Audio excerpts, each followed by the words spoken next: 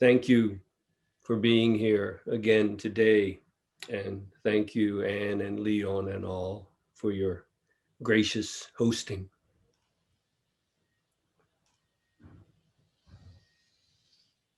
Step forward from the top of 100-foot pole. I mentioned this yesterday to bring it home. Step forward from the top of a 100-foot pole and manifest your whole body in all directions.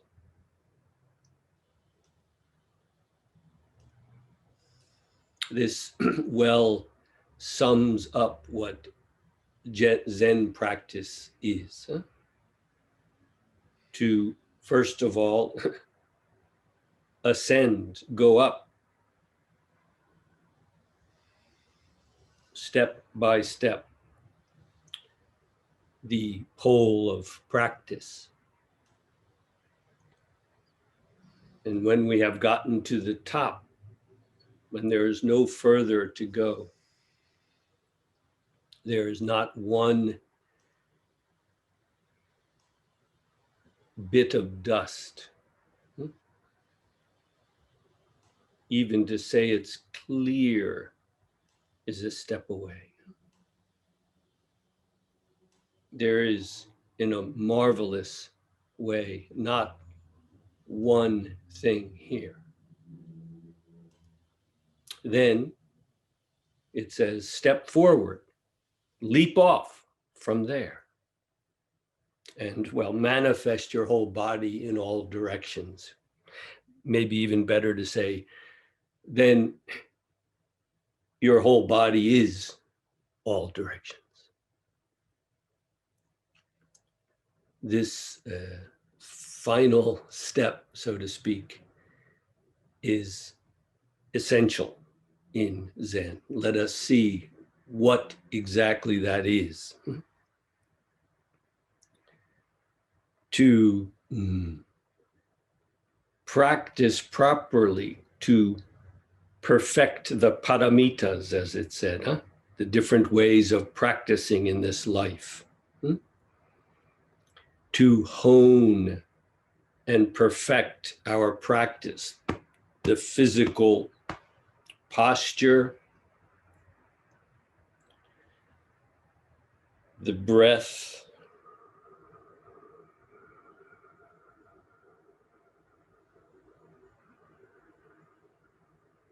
the body, the breath, and most important in some ways, the mind.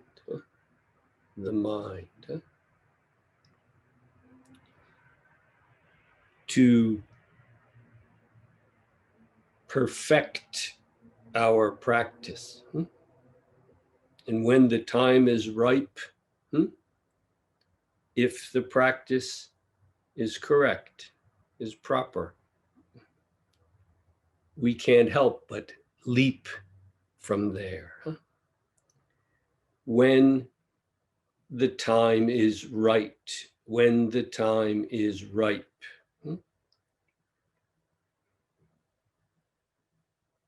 Tell me, when is that? When is that? When is that?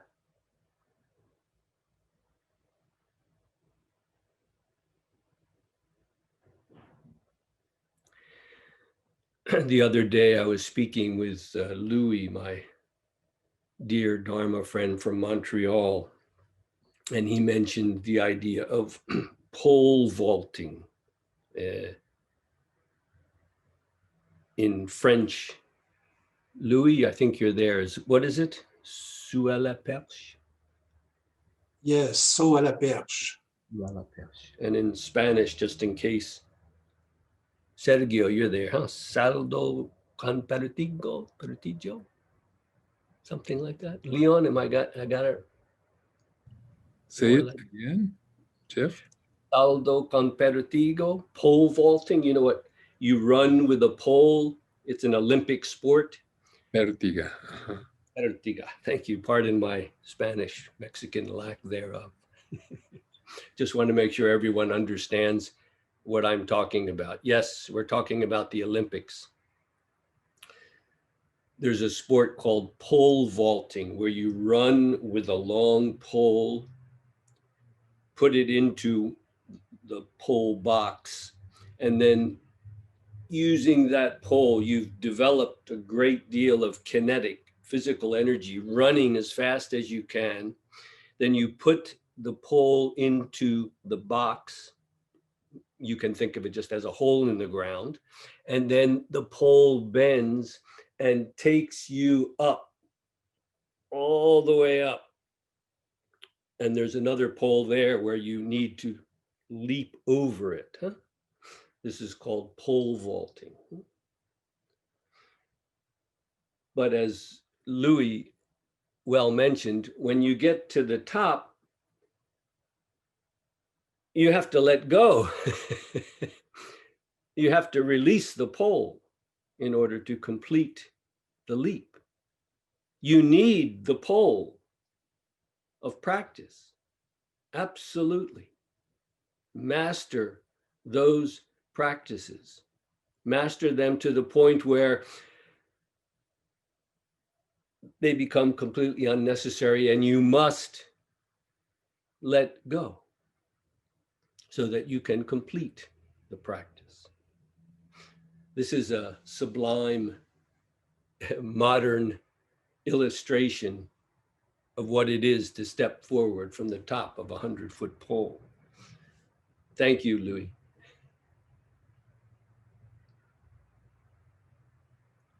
Again, first we must patiently and humbly climb that pole. Yes, in America, we used to call this the grunt work. Perhaps at times very tedious, perhaps painful, but going through, bringing the mind back, for example, and learning how to do that. Yes. There is a gradual element to the practice. Don't be fooled. There is a way in which we gain insights along the way. Things become very, very clear. This is good and true. There are what is called in Buddhism worldly benefits, many, many practical worldly benefits that come about. Yes, all of this is good and well and true and can show us the way we must go. And yet it's also clear that in Zen, the focus is not simply on the practices. And there's a very good reason for this, although it also can be misused or abused or misunderstood. Zen developed at a time when there were many, many, many kinds of Buddhist practices. And very simply, in one way, we can say, partly legendary, but Zen was an attempt to return to the original spirit. This is very simplistic, but I believe there's a kernel of truth there.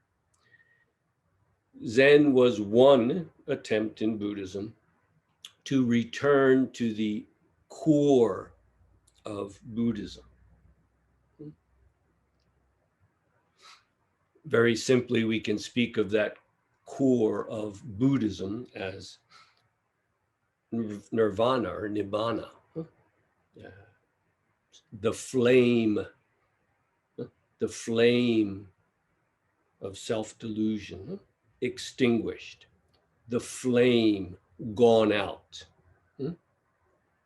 not turned down, let alone turned up, but gone out, completely extinguished. What is it that is extinguished? I urge you in your practice to see through what is it that needs to be extinguished, that needs to go out. No, we don't have to remove our individuality. No. Rather, I would say your true individuality is fulfilled when that flame of self-delusion is gone, when it goes out.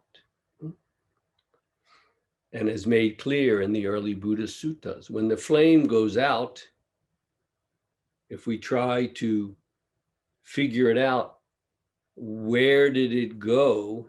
It just doesn't make sense. It didn't go anywhere. It doesn't need to go anywhere.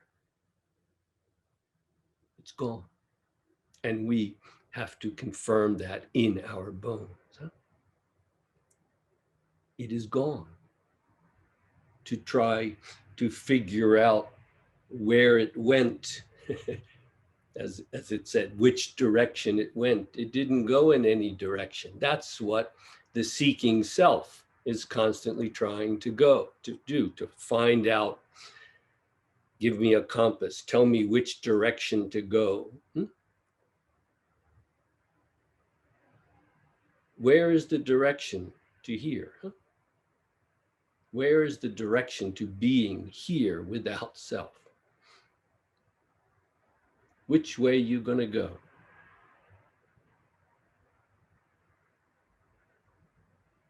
That's why Buddhism is identified as nirvana or nibbana. It's the end of the self seeking something somewhere, somehow. A more positive way of describing it, again from early Buddhism, is the term Buddha. To wake up. The dreamer awakens. The dreamer awakens. This is not a matter of lucid dreaming where we may realize for a little while that we are in a dream. We're still dreaming. The point of Buddhism is Buddha, to wake up from the delusion of this split self, as mentioned yesterday. To wake up. And once we wake up, we see for the first time what the dream is, the nightmare. It's clear. All of the content of the dream was just a reflection of something. It was, now we can see clearly, virtually nothing. Being afraid in that nightmare, it was just a dream. The thing that was chasing us was just a dream. The whole dream world was just a dream.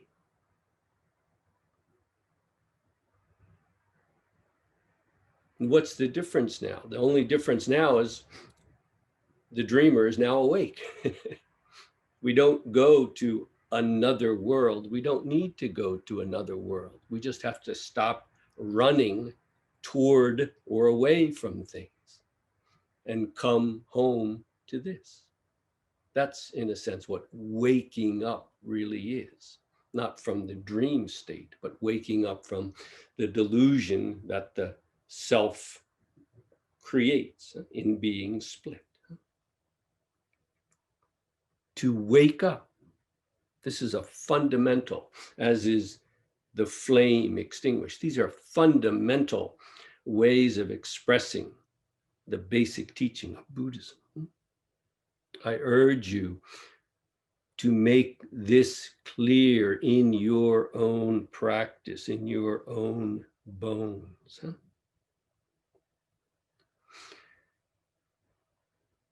There is a great value in the different kinds of meditative practices and other practices. The paramitas, the different ways of offering, the different ways of learning patience, of learning service to others, of learning to let the mind come to rest, learning to see through to what really is. There are many, many, many Buddhist practices that help us with this. If we are struggling with something, there is almost an endless amount of antidotes, things that you can take up to counteract the feeling of tiredness, or the feeling of confusion in the mind, or the feeling of anger or resentment or something like this. These practices are valuable and good. I would urge you to become familiar with them and to use them as they can be helpful for you.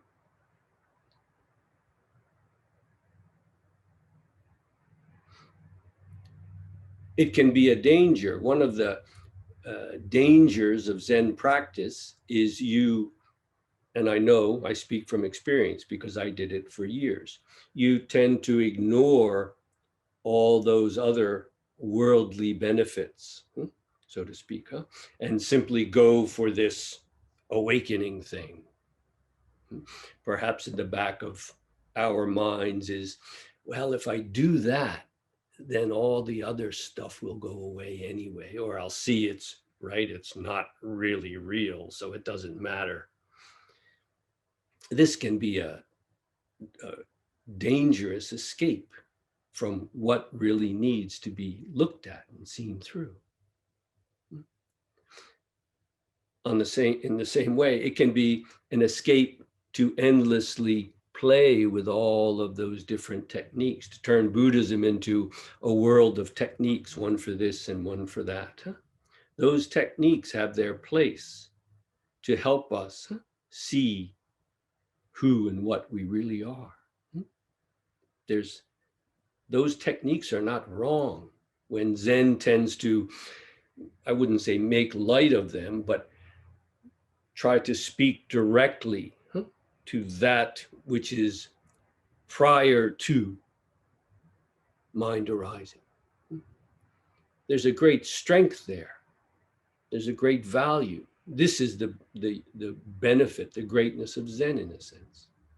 But if it's done at the cost, you see, of refusing or even running away from our actual issues, mental, call them what you want, things from growing up, our own karmic hindrances, so to speak, to deny or ignore them is an equal danger. So the basic point of Buddhism as awakening should not be practiced to the detriment, to the danger, to ignore the other actual issues that we have to take up. Finally, they are not two. They are separable for practical reasons, as they should be. You may realize there's a time when you should go see a therapist about something, some issue in your life. Yes, by all means do that. By all means do that. And then perhaps you can see what it is to naturally go deeper into the practice. How in some ways those issues, so-called psychological, may actually be, relatively speaking, what is holding you back.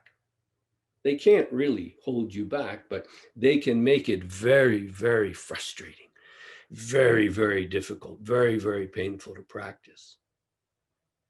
And it's not the practice, you see, it's the other issues that have not been dealt with. The practice itself is not even one. How could that be difficult? Before mind arises, it's already complete. You've already leapt off. Where's the difficulty? The difficulty is with the mind that remains and is still clinging on or running away from something. The wonderful example raised yesterday of driving your car into perhaps a poor, for you, unfamiliar neighborhood, and you find yourself instinctively locking the car door.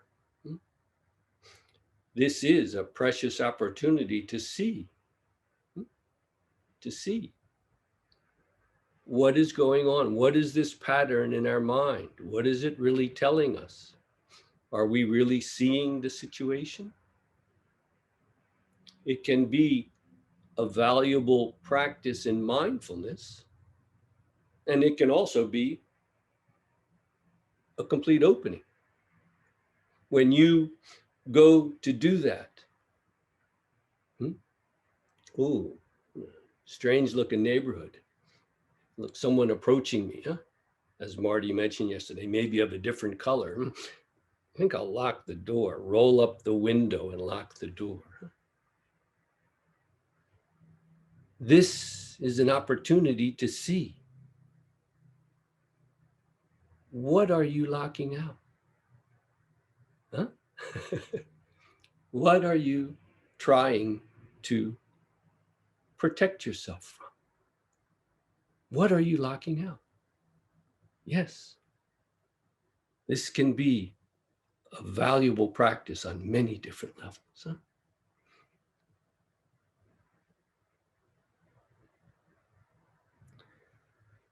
There's an incense stand that the senior monk uses in a retreat center in Germany near Munich.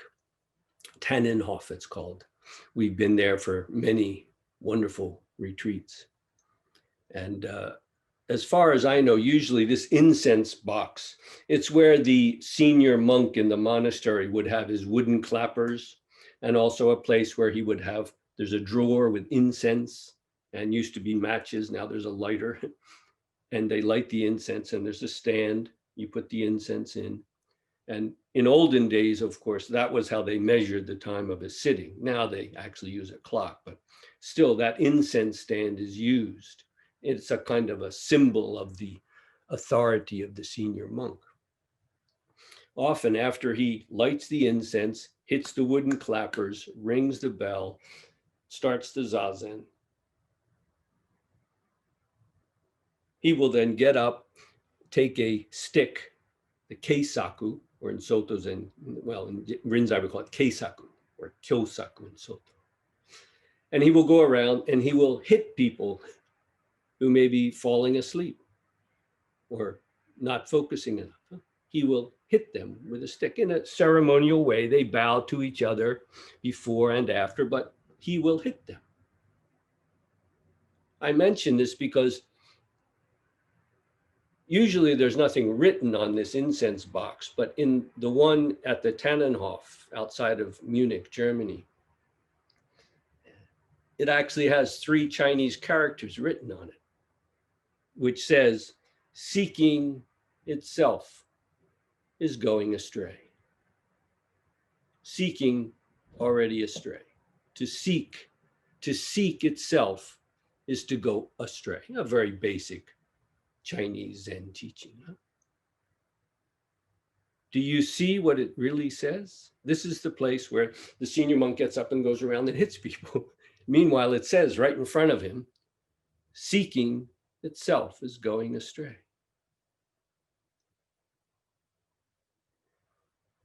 Is he pushing you to seek harder? Or is he compassionately striking you because you're still delusively seeking? Consider well what it is to truly seek. Huh? If there's anything to seek, I would say awakening is seeking and finding itself in each and everything. That's the practice of going up that pole. That is the practice of when the time is right, it must be done. It will be done. Leaping off from that, leaving not a trace, not a trace. And then your whole body is literally the 10 directions in everywhere and every time and every place. And I would go so far as to say that there is where we really can begin the practice. I trust you see how all of those different kinds of Buddhist practice can be valuable and have their place. Yes, try them. Try them out. See what they do. But also see clearly why Zen, in a sense, does not focus on that. What finally does it focus on? Well, as a preliminary practice, practically speaking, going up that pole, it is a matter of gathering all together into one through sustained, humble, patient practice, gathering all into one, letting it all fuse, coalesce into one until it becomes clear that this practice that you have done, bringing it all together, it finally becomes clear it is all already one. You're not bringing it into one. You're getting out of the way. You're removing the separation that the self has created. Once that is done, once, to put it bluntly, no self realizes itself, it's clear as day. The unity that you were seeking is always already here. It's only you that are trying to leap out of it. You can't really, but that unity, that oneness that comes with sustained practice, yes, going up the ladder, it does appear very true to be something that we are working on. And again, bring it back. Yes, do it again, do it again. Breathe properly, get the posture proper, that mental attitude, yes. But the point is, when it has reached its completion, we see it for what it is and has always been.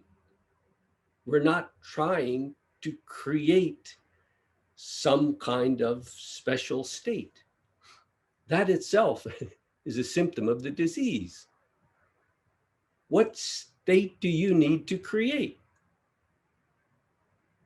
Oh, a little happier one, a little calmer one, a little more insight.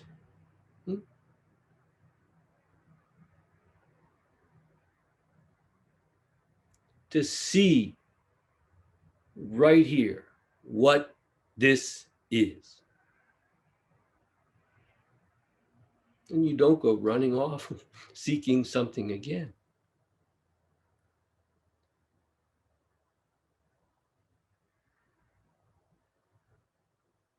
I repeat, and here is where we can really begin the practice. In this sense, the wonderful sense in which practice is endless, not because you never let go of yourself. Oh, you must. It's already done. That delusion cannot continue unless you feed it. Oh, it will be done. To give all of ourselves in the practice. It's just a matter of time. If we are practicing properly, if you're not, if something's going wrong, see what is wrong and correct it. That's what the value of a one-on-one or proper guidance is about. You have to come to it for yourself, but another can help to mirror or to show where something may be lacking. By giving ourselves to the practice, naturally, you come to see what is. And you don't need to see anything else. Once the seeking mind stops seeking for something else, you realize, in American English, You're into it up to your eyeballs. You can't get out of it. But as long as you split it and then chase after it or run away from it, the cat will continue chasing its tail. The mind will continue tiring itself out and then saying, oh, the practice is so difficult. No, it's not. It's you escaping from the practice that's difficult. There's nothing simpler. It's not always easy, but there's nothing simpler than this. It's not even one.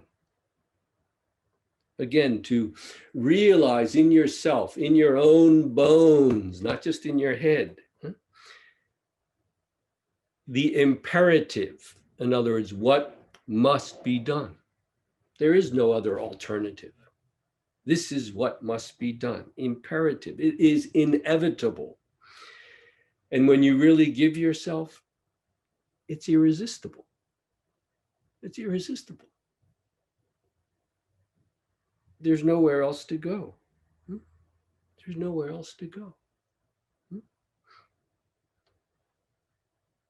Use those techniques, meditative and otherwise. Use them well. Use them thoroughly. And when the time is right, you'll know. Let go.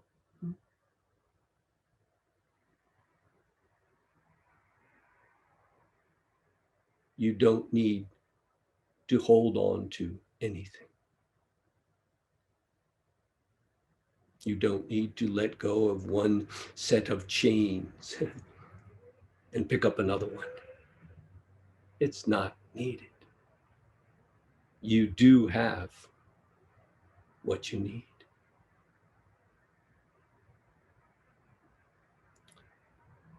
Please feel free to stand up and stretch for a few moments. Then try, if you have a question, feel free. Make it as precise and concise as possible for the benefit of everyone. Please feel free to stand up and stretch. Thank you for listening so intently. Thank you for that. It was very helpful. I just wanted to add, I think that there are two directions. As you say, you can use all of these meditative and other Buddhist and other techniques to inform how one climbs the pole. But I agree with you, and I want to stress how important it is for that fundamental shift in standpoint from self to seeing through the split self to no self is. And when that standpoint changes, even then there may be moments when you're in the poor neighborhood and you see somebody and you push your button down. And it's so valuable because now you are in a position in which your standpoint, your fundamental standpoint is that there's no separation. And so that anything that fosters separation now automatically is something you jump away from. And so in a way, it's not only that you do what needs to be done, but I put it, you undo what needs to be undone. Thank you. Jeff, thank you for that wonderful talk.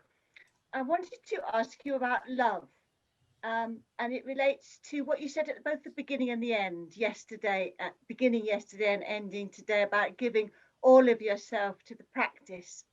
When we were discussing that somewhere else, some other time, you referred to love, and my heart leapt up because I find love a great motivator.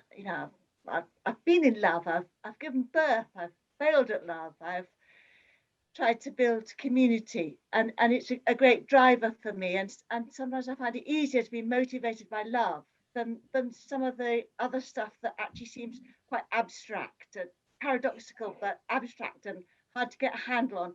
So I just wondered how that sat with what you said yesterday and today. It's all love. I grew up as a wannabe hippie in the 60s, and up on my office in the university, I have a Woodstock poster.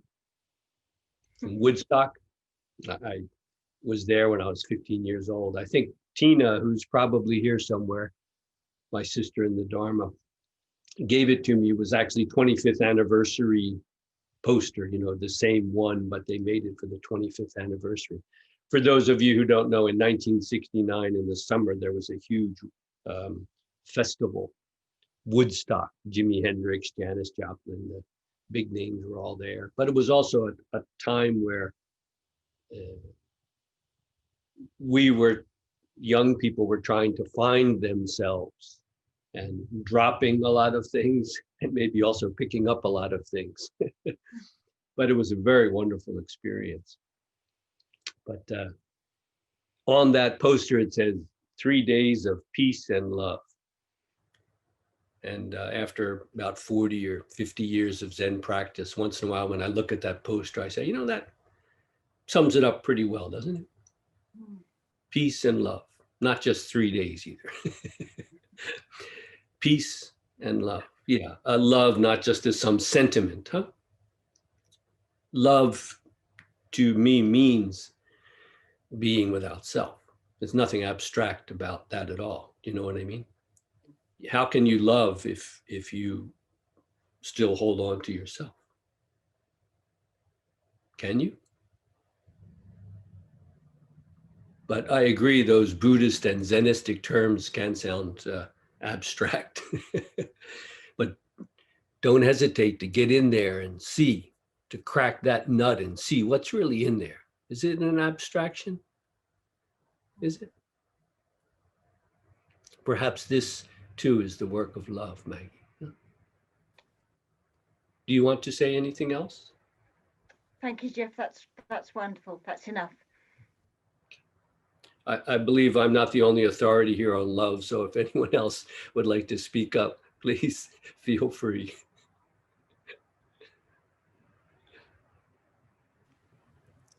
Carlos has a question.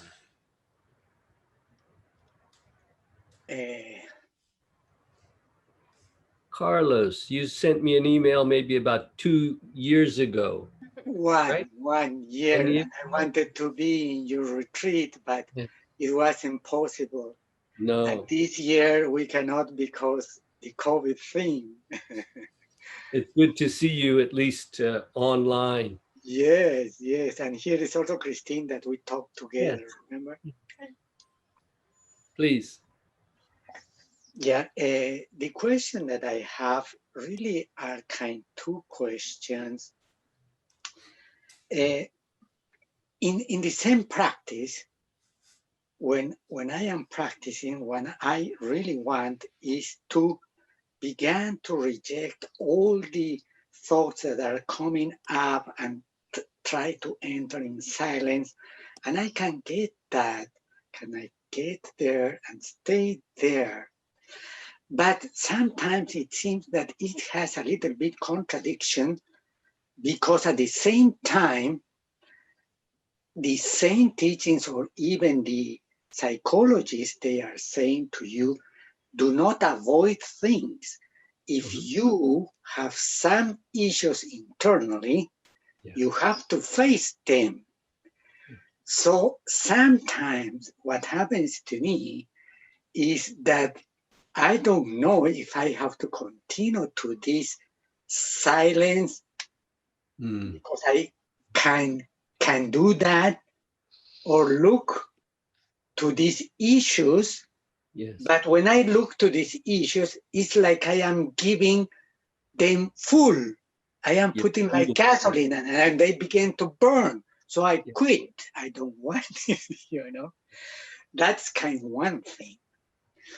And the other thing probably is a little bit related, but is when I am practicing this samadhi and I am getting close to it, I was one time very close to it, and I was able to lose it, to just like that. Let it go. But then I come back. For some reason, I come back. And then I cannot repeat it. I cannot repeat it. So I stuck. So what is the issue? If you could help me. Yes. Other people may have comments from their own experience, but I would say when you are sitting deeply in Zazen, it's true, sometimes something comes up and you need to be able to discern, to clearly see. Is this something that can just be let go and return to the breath? Or is it something you need to look into? What you had for lunch yesterday, you can probably let that go, huh? But sometimes something comes up, perhaps a childhood memory or a disagreement you had with someone, could be many things, huh? And you let it go, but it comes up again and again. Well, you have to be able to see, to be settled enough in your sitting to see, do I need to look into this? Maybe you do. In order to complete the practice, this is something you need to look into. And the way I would suggest, I'm not a psychologist, but from this point of view is simply to let it come, not to judge it or to compare it or to condemn yourself for something or condemn someone else, but simply let it come in all of its raw power. You may cry, you may laugh, that's fine, that's fine. Let it come. I ran, that's the worst thing. I ran from it. And when you are settled enough in the practice, you will see you don't have to run. To run, that in effect is also feeding it. It's giving it more power. It's allowing it to continue. But what I've found is when you are settled enough and something like that comes and you see, it's not just a random thought. There's something here that needs to be opened up to. Open up all the way. Again, don't judge it or, analyze it. Don't even try to understand it. Just let it come in all of its force. And I find when I've done that, it comes all the way. It can seem unbearable, but it's okay. Let it come and then let it go. And then it doesn't have a hold on you.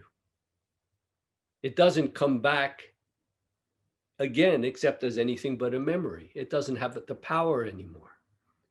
It cannot grab you anymore.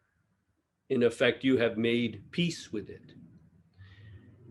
Practically speaking, a part of this is you may realize something needs to be done. You need to apologize to someone from 20 years ago or accept an apology from someone. This is possible. You don't know until you go into it. But often I find just letting it come all the way and letting it go all the way, that's enough. That's enough.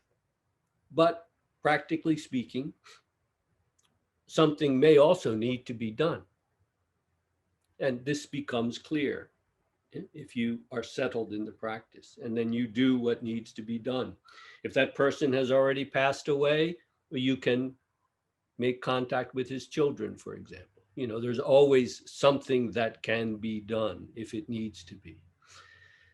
But you're right, Carlos. We don't want to turn this into psychotherapy, psychodrama. That's not what Zazen is for.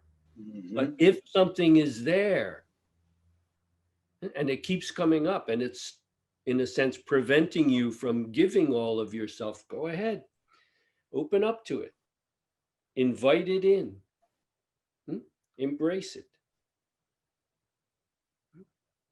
Good. Okay, now for your second point, yes, we all know that. Wow, and then we grab it and where did it go? It's gone. Yes, yeah. If you grab onto it, it becomes an object of your split awareness. It's gone. That's why when you are settled enough, you will see it's here. It's not something you sometimes touch or catch. You don't go to it, Carlos. Finally, you come from it. Oh. Discover this in your own practice, okay? Mhm. Yeah. I like the last thing you said to me. Now consider well in the depths of your own practice, Carlos. Mhm. Okay.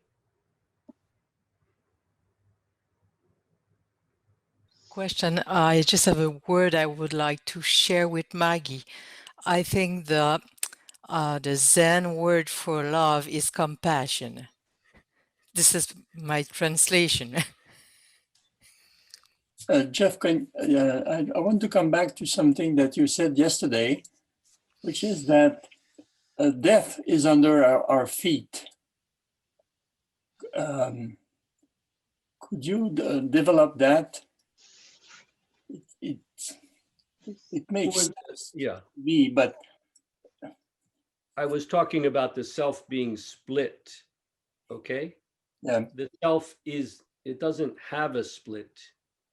It is split. That's what the self is. That's why it cannot come to rest. That's why it endlessly seeks to get away from something or to grab onto something.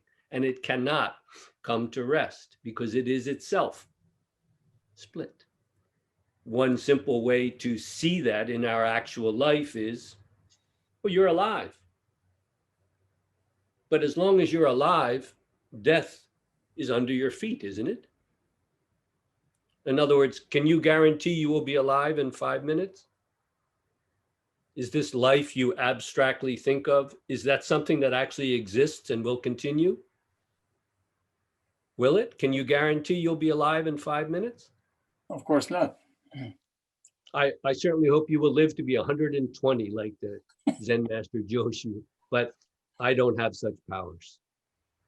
So Does that relate to any experience dissolve, disappear? So it seems to be, it is present for an instant and then it's gone. Is that what is present for an instant and then gone? What can you? What is it that is present for an instant and then gone? Death? A sensation, a thought. Mhm. Everything is impermanent. Yes. Yes. Hmm. And doesn't that also show exactly what is being said? The self is split. What are you going to hold on to? Life? Not even death. Hmm. What is there finally for you to grasp onto? What? Nothing. But for the self who is trying to grab, this is not very pleasant. This is unsettling. This is not what it wants. No. Right? No, tell me something that I can take and I can have and keep. And the whole point is you don't need such a thing. Hmm. It's the very seeking to have that continues the dis-ease. You're not living, you're living dying, aren't you? There is no such What do thing. you mean when you say you're living, dying? What? Well, what we think of as our life is actually living, dying. We're one day older. We're also one day closer to death every day. There is no such thing as pure life. That is an abstraction. That is an abstraction. And so Buddhism speaks of the one great matter of life and death, not death. Death is not the problem. Life and death is the problem. You follow? Not completely. The self seeks for life and it seeks to escape from death.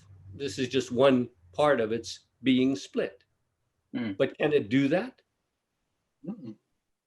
No. It cannot live fully because it's split. It can't even die fully. And so the whole point of Buddhist practice, nirvana, nibbana, call it what you like, is for that whole thing to, as Marty put it, come undone. Death is not the problem. The self being split into life and death, good and bad. That is the problem. And it's not real. You have to experience that in your bones. This itself, being born and dying, is beyond birth and death.